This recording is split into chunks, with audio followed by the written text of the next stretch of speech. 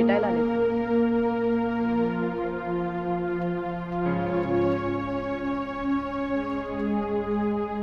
चहा करून आणतेस प्लीज? हो आणते.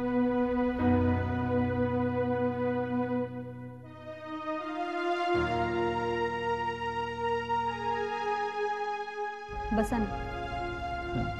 It's okay. तुमच्या आईची तब्येत बरी नाही असं कळलं म्हणून आलो होतो. कशा आहेत त्या आता? आई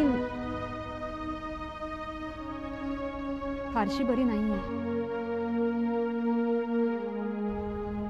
ICU मध्ये. डॉक्टरांनी असं सांगितलंय की पुढचे 24 तास जरा क्रुशियल आहेत. अंडर ऑब्झर्वेशन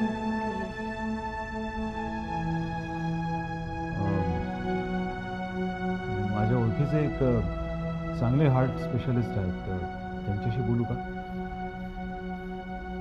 नाही, तशी काही गरज नाहीये. डॉक्टर श्रीनाथ करंडे ट्रीट करतायत आईला.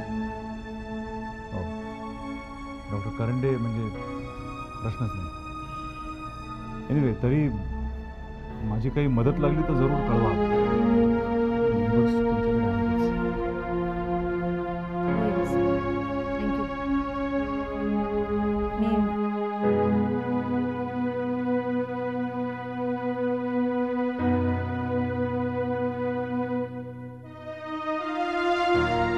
निघतो.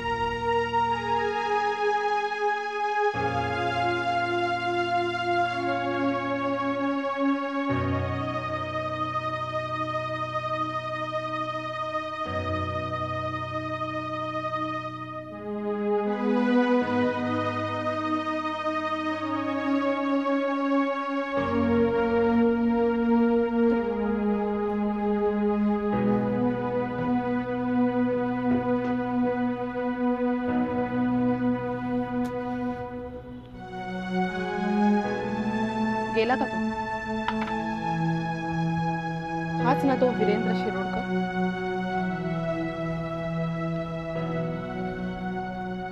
कशाला आला होता तो? आईच्या तब्येतीची चौकशी करायला. मी आंघोळीला जाते.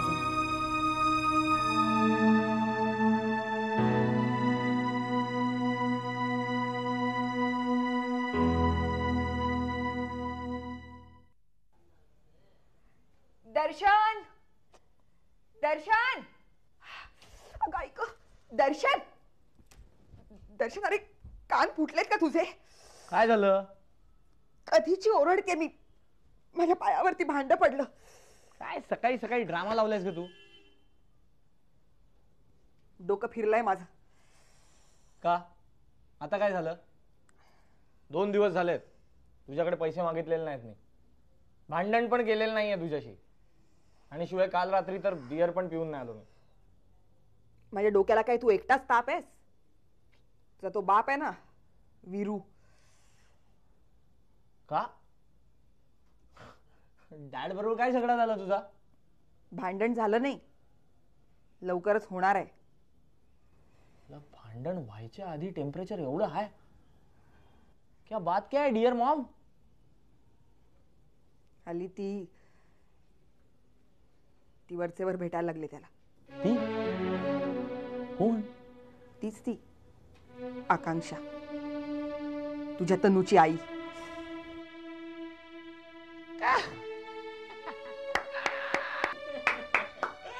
नालायक, टाळ्या कसल्या पिटतोस रे?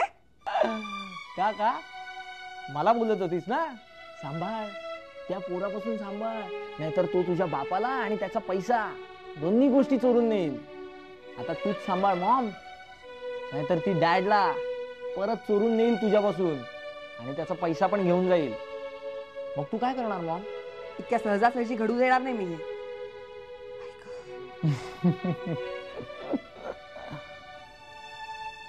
पण मॉम, डॅडनेच जर तिला जवळ केलं तर?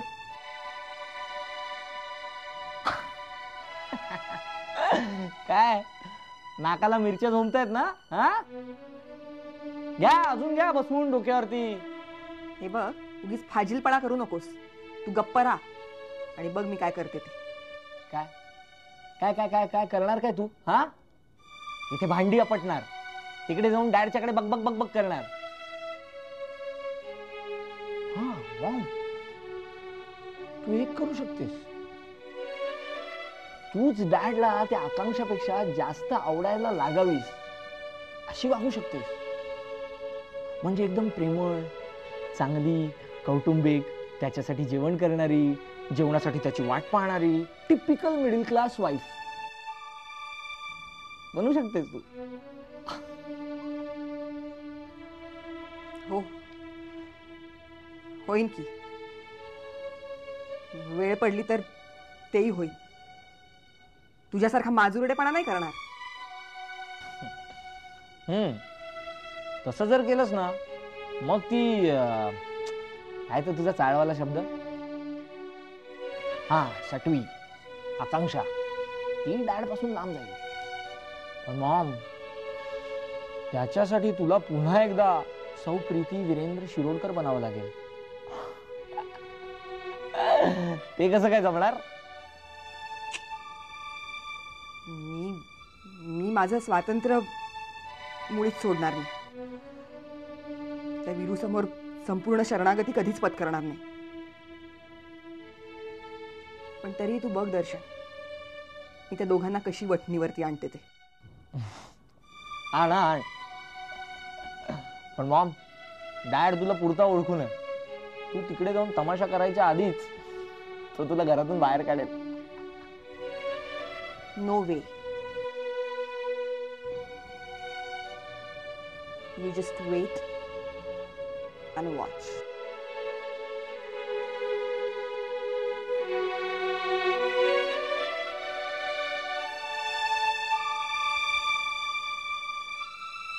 आता शेअर बाजारातील घडामोडी पाहूया. आज मुंबई शेअर बाजाराच्या निर्देशांकात 18.32% वाढ झाली आणि बातम्यांमध्ये मॅडम बद्दल काहीच सांगितलं नाही. काय झालं? तर आज राष्ट्रीय शेअर अगं बाजाराच्या कधी कधी असं होतं की निर्देशांकात एखादी जर 1.6% इंटरनॅशनल न्यूज झाला. दाखवायची असली तर मग त्यांच्याकडे दिवसभरातील स्टॉकमध्ये असलेली घडामोडीत कुठली तरी नाही दाखवत. 4.75% वाढ नोंदवण्यात आली. कदाचित उद्या दाखवतील. आता हवामान. बरं चला, तुम्ही जेवून घ्या. राज्यात हवामान मी कोरडं नंतर राहील आवरून घेते अशी सगळं. शक्यता अनु, वेधशाळेनं वर्तवली आहे. तू पण जेवून घे. पुणे तुला घरी वेधशाळेनं जायचं दिलेल्या असेल ना? माहितीनुसार काही मोहिनीची प्रमुख परीक्षा चालू आहे. तापमान याप्रमाणे. तन्वी, चल जेवून घे. नाही नको, मला भूक नाही. का, काय झालं? जागतिक दत्तक मूल सप्ताह आहे. अरे तू कुठे निघालास? मावशी, जाऊ दे त्याला. नाही, तो मित्राकडे जातो ना. एवढ्या रात्री? सर्वसामान्य ते काय नाही, तू कुठेही जायचं नाही. चल जेवून घे बघू. हॉस्पिटलला जाऊ. अरे पण तनु, सर्वसामान्य माणसाला येत मी तुला सांगितलं ना रे मगाशी एकदा नको म्हणून. वाढती लोकसंख्या ही एक ज्वलंत समस्या आहे. तर श्रीमंत पुढारलेल्या देशांमध्ये मूल होत नाही ही एक समस्या आहे. या सगळ्या रचनेचा तोल सांभाळण्यासाठी अनेक सेवाभावी संस्था काम करतात. हॅलो. अशाच काही संस्थांच्या सभासदांकडून हा, बोल ना adoption चिकेत. किंवा मूल दत्तक घेण्याविषयी आपण काही माहिती घेऊया. बर. हो, आलं आमच्या लक्षात. हो, बर. ठीक आहे.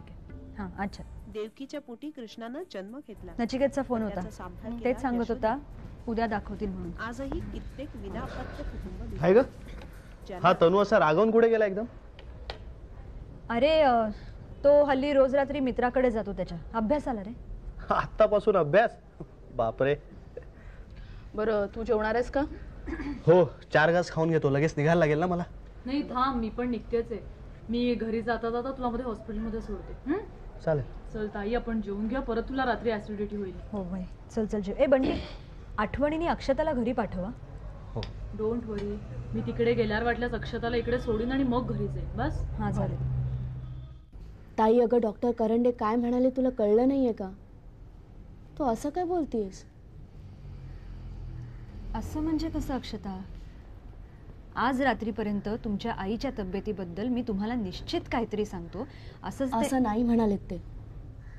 आज रात्री 11 वाजता आईला हॉस्पिटलमध्ये ॲडमिट केल्याला 72 तास होणार आहेत. त्यानंतरच मी काहीतरी निश्चितपणे सांगू शकेन. म्हणजे कदाचित उद्यापर्यंत आईची तब्येत सुधारेल, ही आहे तशीच राहील, किंवा आणखीन खालावेल. याबद्दल ते आपल्याला अंदाज, फक्त अंदाज सांगू शकतील.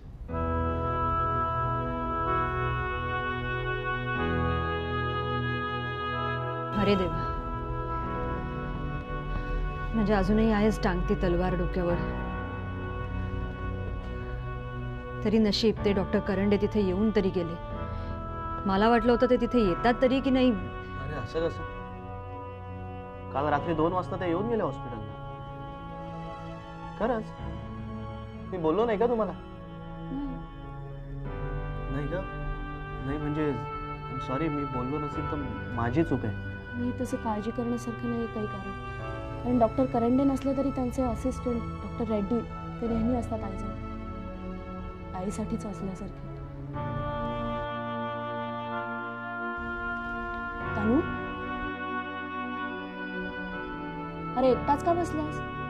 ये इथे. नाही नको, इथेच बरं आहे. तुम्ही सुधाईबद्दल काय बोलताय तेवढंच ऐकतोय, बाकी करण्यासारखं काहीच नाही. काल बंटी दादा बरोबर हॉस्पिटलला जाऊ का असं विचारलं तर तेही कोणाला आवडलेलं नाही. तनू, अरे तुला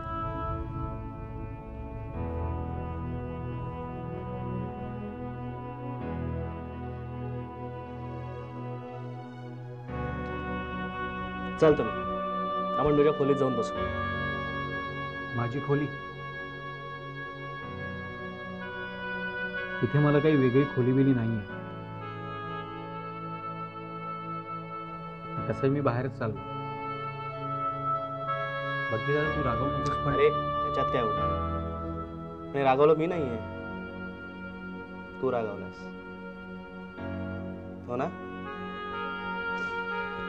अरे तनू, घरात सगळ्यांच्याच डोक्यावर टेन्शन आहे, त्यामुळे असं होतं. अरे तेवढं नसतं मनावर घ्यायचं. आणि राग आला ना तर तो तेवढ्यापुरता राहू द्यायचा, नंतर सगळं विसरून जायचं असतं. मी जन्मावर सगळं विसरावं अशीच सगळ्यांची अपेक्षा आहे. सगळ्यांपेक्षा लहान आहे ना मी. हाच माझा फार मोठा गुन्हा आहे. इट्स ओके यार. चल आपण बाहेर फिरून येऊया. म्हणजे थंड हवेत गेल्याने डोकं थंड होतं असं म्हणतात. जाऊया आपण बाहेर. हां पण तनू महाशय, मी तुमच्या बरोबर आलो तर चालेल ना? चालेल न चालायला काय झालं? बंटी दादा, मला कोणाहीपासून काहीही लपवायची सवय नाही.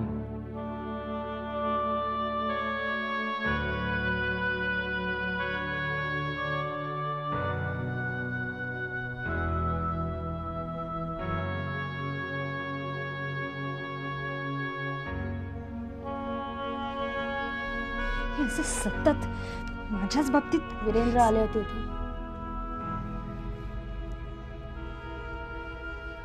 तुला कसं कळलं ते? त्यांनीच सांगितलं. इथून हॉस्पिटलमध्ये आले होते.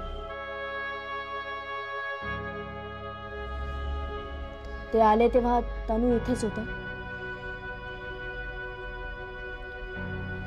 तो निघता निघता तनू आला. मला तर वाटलं होतं आता नको ते होणार आहे, नको त्यावेळी. हो म्हणजे सुनंदा मावशी तेव्हा इथेच होती ना. मला एक सांगताय, तू वीरू तनू असे एकत्र एका वेळी पहिल्यांदाच भेटलात का?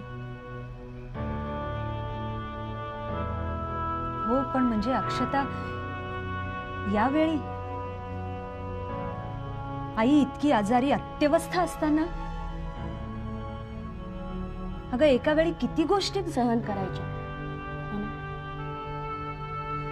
अगं त्याला आपला काही इलाजच नाहीये ग. मला कल्पना आहे,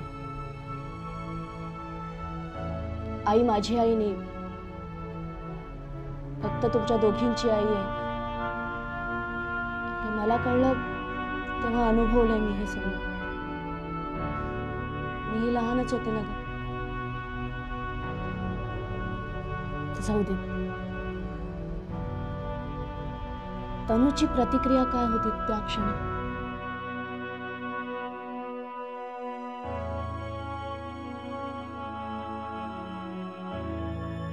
तसं पाहायला गेलं तर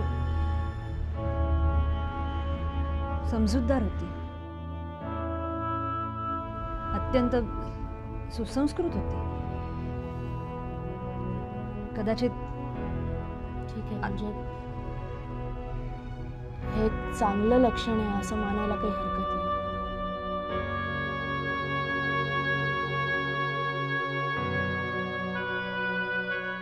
लाड, वर्किंग आवर संपले तर तुम्ही अजून घरी नाही गेलात? नाही, हल्ली तुम्ही घरी गेल्यानंतर मगच मी घरी जातो. हो, मला नव्हतं माहिती. का? नाही म्हणजे कुठल्याही कारणाने, म्हणजे कुठल्याही कामासाठी माझी गरज तुम्हाला लागली तर आपण इथे असलेलं बरं म्हणून. पण तशी जर मला गरज भासली तर मी तुम्हाला घरी फोन करू शकते किंवा मोबाईलवर कॉन्टॅक्ट करेन. पण त्याकरता ऑफिसमध्ये इतक्या उशिरापर्यंत थांबायची काही गरज नाहीये. नाही मॅडम, यापुढे तरी कामामध्ये, कर्तव्यामध्ये कसूर राहू नये याची मी काळजी घेतोय. म्हणजे पुन्हा कोणालाही नावं ठेवायला जागा राहू नये. लाड, अहो माझ्या सासऱ्यांच्या वेळेपासून तुम्ही या कंपनीत काम करताय. निशांत तर तुम्हाला लाड काका म्हणायचा, रादर अजूनही म्हणतो. शॉप फ्लोअरवर तुम्ही पाऊल ठेवलत की माणसांचा आवाज बंद होऊन फक्त मशीनचा आवाज ऐकू यायचा. एवढा दरारा होता तुमचा. नाही मॅडम, आता तो काळ राहिला नाही. तो दुर्दैवाचा भाग आहे. पण तरीही तुम्ही तुमचा दरारा परत मिळवावात, तो टिकवावात असं मला खरंच खूप मनापासून वाटतं. मॅडम, खरंच तुम्हाला असं? लाड, प्रामाणिकपणे सांगायचं तर आपल्या कंपनीची खडानखडा माहिती तुमच्याशिवाय इतर कुठल्याही व्यक्तीला नाहीये. त्यामुळे जे काही झालं ते सगळं विसरून तुम्ही तुमचा अधिकार, मान आणि आदर परत मिळवायला हवा. ती जिद्द, ती उमेद आता राहिली नाही. नाही लाड, हे असं आयाळ कापलेल्या सिंहासारखं नका राहू. मी तुमचा इतिहास विसरायला तयार आहे.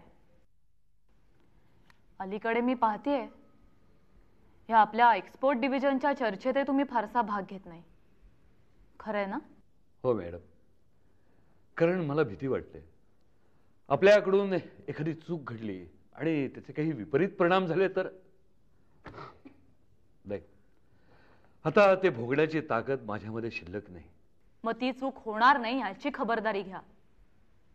त्याकरता तुम्हाला कंपनीत असायलाच पाहिजे अशी काही गरज नाहीये. आणि कंपनीचा विचार तुम्ही कुठेही करू शकता. ठीक आहे, मी प्रयत्न करीन. ओके.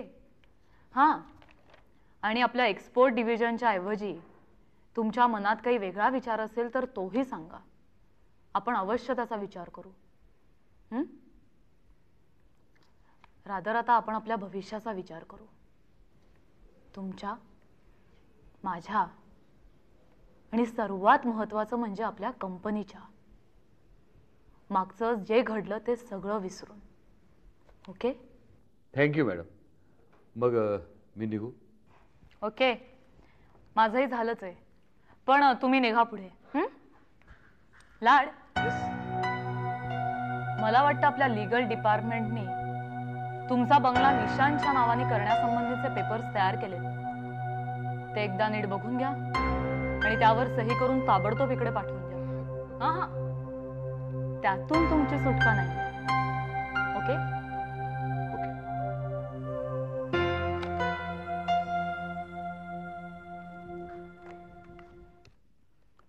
श्रीमती सुधा जोशी यांची प्रकृती अचानक अत्यंत गंभीर झाल्यामुळे त्या कार्यक्रमाला हजर राहू शकल्या नाहीत. गेले काही महिने त्या हृदयरोगाने आजारी आहेत आणि काल त्यांचा हा आजार अचानक बळावल्यामुळे त्यांना रुग्णालयात दाखल करण्यात आले. प्रसिद्ध शल्यविशारद आणि हृदयरोग तज्ज्ञ डॉक्टर श्रीनाथ करंडे त्यांच्यावर उपचार करतात. श्रीमती सुधा जोशी या आजही नाटकं करते बघ.